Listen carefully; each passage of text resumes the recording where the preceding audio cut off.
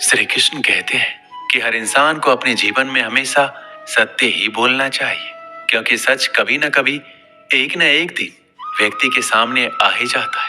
इसलिए हर इंसान को सच का सहारा लेकर हर काम करना चाहिए। आज नहीं तो कल जीत हमेशा सच्चाई की ही होती है। सत्य बोलने से मनुष्य के जीवन में परेशानियां और कलेश दूर होने लगते हैं और इससे भगवान भी प्रसन्न होते हैं। जिस इंसान में झूठ बोलने की और बात बात पर छल कपट करने की आदत हो, वह अपना जीवन खुद ही दुखों से भर लेता है। जो मनुष्य हमेशा ही सच का साथ देता है, उसका जीवन सुख से भरा होता है। ऐसे मनुष्य के जीवन में परेशानियां और कलेश के लिए कोई जगह नहीं होती। और जो व्यक्ति किसी पर गुस्सा नहीं करता, वह किस्मत वाला होता है, क्योंकि क्रोध एक जाल है जिसमें फंसने के बाद मनुष्य को अपने पराये अच्छे बुरे किसी का ख्याल नहीं रहता। इसलिए जो व्यक्ति हमेशा सत्य बोलता है, उसे बात बात पर गुस्सा नहीं आता और अपने गुस्से पर भी नियंत्रण कर लेता है। एक बार की बात है, एक व्यक्ति अपने गुरु के पास आया और बोला, गुरुदेव, दुख से छूटने का कोई उपाय बताइए। शिष्य ने थोड़े शब्दों में बहुत ही बड़ा प्रश्न किया था। दुखों की दुनिया में जीना, लेकिन उसी से मुक्ति का उपाय भी ढूंढना बहुत मुश्किल सवाल था। गुरु ने कहा, एक काम करो, जो आदमी सबसे सुखी है उसके पहने हुए जूते लेकर आओ, फिर मैं तुझे दुख से छूटने का उपाय बताऊंगा। शिष्य चला गया। एक घर में जाकर पूछा, भाई, तुम तो बहुत सुखी लगते हो, अपने जूते सिर्फ आज के लिए मुझे दे दो। उसने कहा, कमाल करते हो भाई, मेरा पड़ोसी इतना बदमाश है कि क्या कहूँ। ऐसी स्थिति में मैं सुखी कैसे रह सकता हूँ, मैं तो बहुत दुखी इंसान हूँ। वह दूसरे घर गया। दूसरा बोला, अब क्या कहूँ भाई, सुख की बात ही मत करो, मैं तो पत्नी की वजह से बहुत परेशान हूँ। ऐसी जिंदगी बिताने से अच्छा है कि कहीं जाकर साधु बन जाओ। सुखी आदमी देखना चाहते हो तो किसी और के घर पर जाओ। वह तीसरे के घर गया, चौथे के घर गया। किसी के पत्नी के पास गया तो वह पति को क्रूर बताती, पति के पास गया तो वह पत्नी को दोषी ठहराता, पिता के पास गया तो पुत्र को बदमाश कहता, पुत्र के पास गया तो पिता की वजह से खुद को दुखी बताता। सैकड़ों हजारों घरों के चक्कर लगाया। सुखी आदमी के जूते मिलना तो दूर, खुद के ही जूते घिस गए। शाम को वह गुरु के पास गया और बोला, मैं तो घूमते घूमते परेशान हो गया, ना तो कोई सुखी मिला और ना ही सुखी आदमी के जूते। गुरु ने पूछा, लोग क्यों दुखी हैं, उन्हें किस बात का दुख है? उसने कहा, किसी का पड़ोसी खराब है, कोई पत्नी से परेशान, कोई पति से दुखी तो कोई पुत्र से परेशान। आज हर आदमी दूसरे आदमी के कारण दुख भोग रहा है। गुरु ने बताया, सुख का सूत्र है, दूसरों की ओर नहीं बल्कि अपनी ओर देखो, खुद में झांको, खुद की काबिलियत पर गौर करो। प्रतिस्पर्धा करनी है तो खुद से करो, दूसरों से नहीं। जीवन तुम्हारी यात्रा है, दूसरों को देखकर अपने रास्ते मत बदलो, खुद को सुनो, खुद को देखो, यही सुख का सूत्र है। शिष्य बोला, महाराज, बात तो आपकी सत्य है, लेकिन यही आप मुझे सुबह भी बता सकते थे, फिर इतनी परिक्रमा क्यों करवाई? गुरु ने कहा, वत्स, सत्य कठिनता से प्राप्त होता है, वह सीधा नहीं पचता। अगर मैं ये बात सुबह बता देता तो ये बात तुम मानने से इनकार कर देते। जब स्वयं अनुभव कर लिया, सबकी परिक्रमा कर ली, सबके चक्कर लगा लिए, तो बात समझ में आ गई। अब ये बात तुम जीवन में कभी नहीं भूलोगे।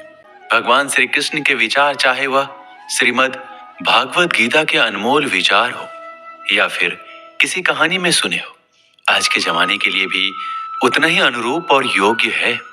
और इन विचारों को सुनना और उन पर अमल करना हमारे लिए और समाज के लिए बहुत ही फायदेमंद है। धरती पर महापापी कंस के अत्याचारों से लोगों को मुक्ति दिलवाने के लिए जन्मे भगवान श्री कृष्ण ने न सिर्फ इस संसार को आपस में प्रेम करना सिखाया, बल्कि कई ऐसे प्रेरणादायक और अनमोल सीख भी दी, जिनको अगर हम सभी अपने जीवन में उतार लें तो निश्चय ही एक सफल और श्रेष्ठ जिंदगी जी सकते हैं। भगवान श्री कृष्ण ने श्रीमद् भागवत गीता के माध्यम से कहा है कि मनुष्य को अगर अपने जीवन में सफलता हासिल करनी है तो फल की इच्छा किए बिना कर्म करना चाहिए। इसके साथ ही भगवान श्री कृष्ण ने अपने विचारों के माध्यम से ये भी कहा है कि जो व्यक्ति भूतकाल को लेकर पश्चाताप करता है, उस व्यक्ति का वर्तमान तो खराब हो ही जाता है, इसके साथ ही वह अपने भविष्य के लिए कुछ नहीं कर पाता है। धरती पर पाप का अंत करने के लिए भगवान विष्णु के 8वें अवतार में जन्मे श्री कृष्ण ने महाभारत के युद्ध में अर्जुन के द्वारा पूरे जगत को ज्ञान दिया। भगवान श्री कृष्ण ने अपने सर्वश्रेष्ठ सुविचारों के माध्यम से मनुष्य को बताया कि अपने अशांत मन को व्यक्ति अभ्यास के माध्यम से किस तरह अपने वश में कर सकता है, क्योंकि जो व्यक्ति अपने मन को काबू में नहीं करते उनके लिए वह दुश्मन की तरह काम करता है। इसके अलावा श्री कृष्ण ने उन व्यक्तियों को भी अपने विचारों के माध्यम से सीख दी है जो कि संसार में मौजूद हर चीज को संदेह की नजर से देखते हैं। उनके लिए कृष्ण ने अपने विचारों में कहा है, हमेशा संदेह और शक करने वाले व्यक्ति के लिए खुशी ना तो इस लोक में है और ना कहीं और है।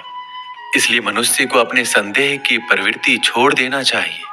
वो महाभारत का युद्ध जो दुनिया का सबसे बड़ा युद्ध माना जाता है, उस वक्त जरा सोचिए कि सबसे ताकतवर सेनाओं से आमने सामने लड़ने के लिए खड़े हर शख्स की मानसिकता क्या होगी। मारना या मरना ही एकमात्र विकल्प था, कोई अन्य विकल्प नहीं था। क्या आपको लगता है कि ऐसी परिस्थितियों और माहौल में ठंडे दिमाग से किसी से बात करना और मार्गदर्शन करना संभव है? ज्ञान की बातें कहना तो दूर, एक शब्द भी बोलना असंभव है। ऐसी परिस्थितियों में बात करने के लिए आपको अत्यधिक साहस, दृढ़ विश्वास, शांत दिमाग और शांत हृदय की आवश्यकता होती है, जो केवल परमेश्वर सर्वोपरि ही ऐसा कर सकते हैं। यह मुख्य बात यह है कि आपको जीवन में सबसे प्रतिकूल परिस्थितियों का सामना करना पड़ेगा। यह आपको विचारहीन, निःशब्द और क्रियाहीन बना देगा। आपकी भावनाएं नियंत्रण से बाहर हो जाएगी। चिंता और भय आपके जीवन में शीर्ष पर होगा। ऐसी स्थिति में आप क्या करते हैं? सबसे पहली और महत्वपूर्ण बात यह है कि अपनी भावनाओं को नियंत्रित करने का प्रयास कीजिए और प्रार्थना कीजिए। साहस जुटाइए और अपने आप से बात कीजिए और ये सोचिए कि ये समय भी गुजर जाएगा। अपने गुरु, शिक्षक या मित्र से बात करें जिस पर आपको पूरा भरोसा हो। अर्जुन ने भगवान कृष्ण से मदद मांगी, उसी तरह किसी संकट में मदद मांगने में कभी शर्म या डर महसूस ना करें, लेकिन आपको पता होना चाहिए कि किससे मदद मांगनी है। श्री कृष्ण कहते हैं, मोह एक ऐसी बुराई है जिसकी वजह से व्यक्ति सही गलत का अंतर नहीं समझ पाता है। मोह में फंसा व्यक्ति हमेशा अशांत ही रहता है। महाभारत में धृतराष्ट्र अपने पुत्र दुर्योधन के मोह में फंसे हुए थे। मोह की वजह से वो लगातार दुर्योधन की गलतियां नजरअंदाज करते रहे। इसका नतीजा ये हुआ कि पूरा कौरव वंश से ही खत्म हो गया। जीवन में सुख शांति चाहते हैं तो अत्यधिक मोह से बचना चाहिए। मोह की वजह से ही जीवन में दुख आते हैं। मोह घर परिवार से हो सकता है, सफलता का मोह हो सकता है, सुख सुविधा और मान सम्मान का मोह हो सकता है। जहां मोह रहेगा वहां दुख तो अवश्य आएगा। मोह जब सफल होता है तो दुख मिलता है और जब असफल होता है तब भी दुख ही मिलता है। श्री कृष्ण कहते हैं, जब कोई मोह त्याग देता है तो उसे मेरी कृपा मिल जाती है। मोह रहित व्यक्ति परम आनंद प्राप्त करता है। इसलिए मोह का त्याग करना चाहिए और जो हमारे पास है उसी में संतुष्ट रहना चाहिए। ज्यादा पाने का मोह रहेगा तो दुख का बढ़ना तय है। जब कोई हमारे सुख दुख का कारण बन जाए तो हमें समझ लेना चाहिए कि हमने खुद ही उन्हें अपने दुख का कारण बनने के लिए आधार दिया है। कोई भी वस्तु, व्यक्ति या अवसर हमें तब तक दुखी या सुखी नहीं बना पाते जब तक हम उन वस्तुओं को, व्यक्तियों को या अवसरों को प्रभावित करने नहीं देते। ये भी एक सत्य है कि हमें दुख भी उन्हीं से होता है जिसे हम सबसे अधिक प्रेम करते हैं, क्योंकि उनके द्वारा की गई आलोचना या तिरस्कार हम सहन नहीं कर पाते। कभी कभी जरूरत से ज्यादा अपेक्षाएं रखना कहीं ना कहीं हमारे दुखों का कारण बन जाती है।